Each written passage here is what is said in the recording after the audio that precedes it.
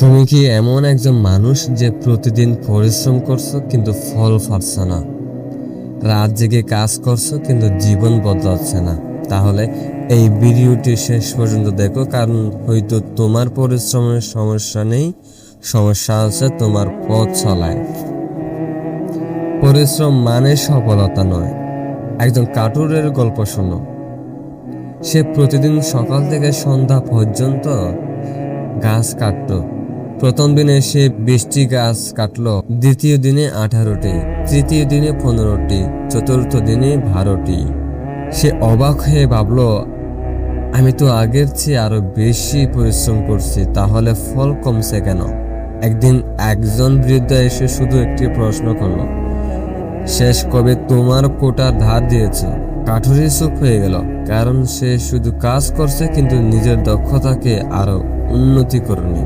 জীবনেও ঠিক এতটাই ঘটে। অনেক মানুষ 10 বছর ধরে একই কাজ করছে, কিন্তু 10 বছরের অভিজ্ঞতা নয়, বরং এক বছরের অভিজ্ঞতাকে 10 বার পুনরাবৃত্তি করছে। তাই পরিশ্রম বাড়ছে কিন্তু সাফল্য আসছে না।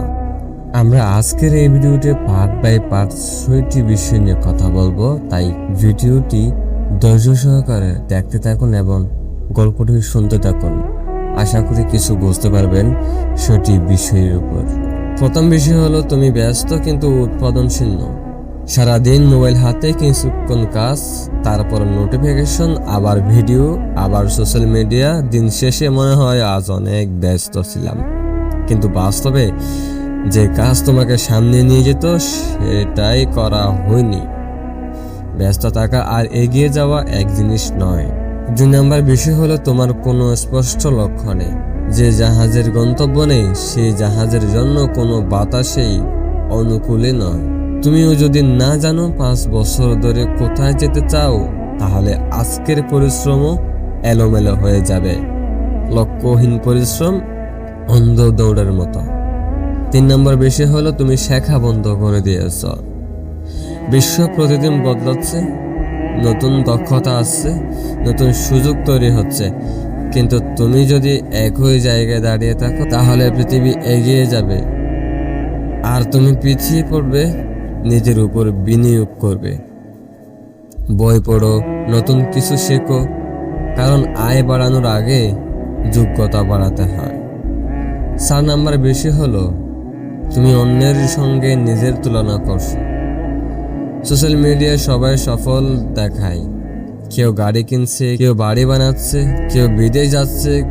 তুমি ভাবো আমার জীবনেই সবচেয়ে বড় খারাপ, কিন্তু তুমি জানো না তাদের জীবনের সংগ্রামের গল্প।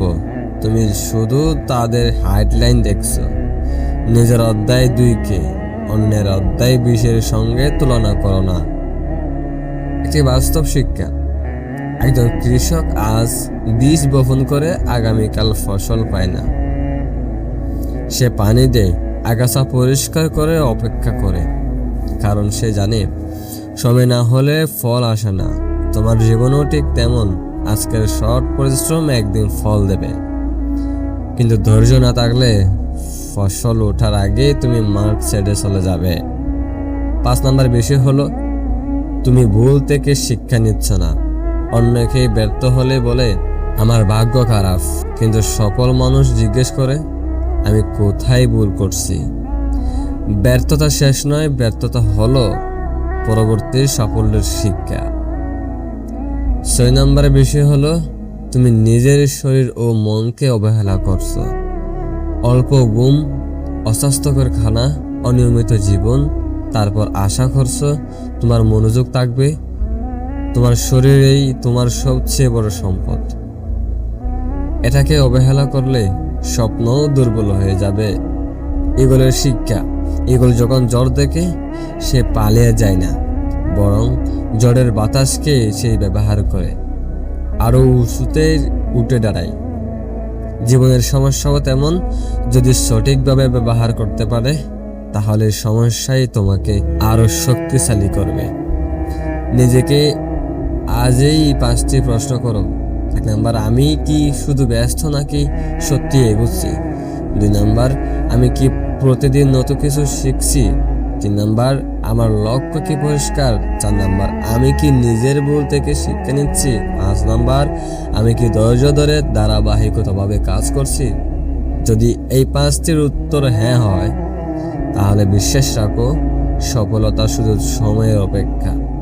মনে রেখো, পরিশ্রম গুরুত্বপূর্ণ, কিন্তু সঠিক পথে সঠিক কৌশলে ধারাবাহিকতাভাবে করা পরিশ্রমই সফলতা এনে দেয়।